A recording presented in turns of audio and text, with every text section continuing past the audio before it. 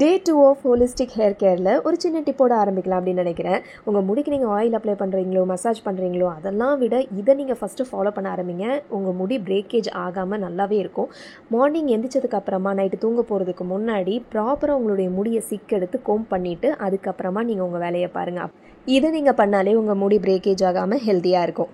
கிச்சனில் இவளுக்கு என்னடா வேலை அப்படின்னு நீங்கள் பார்க்கலாம். மும்முரமாக நான் ஒரு விஷயத்தை சமைச்சிக்கிட்டு இருக்கேன். சுடுதண்ணி கிடையாது, அது கூட லெமன் அண்ட் ஹனி மிக்ஸ் பண்ணி மார்னிங் ட்ரிங்க் நான் குடித்தேன்.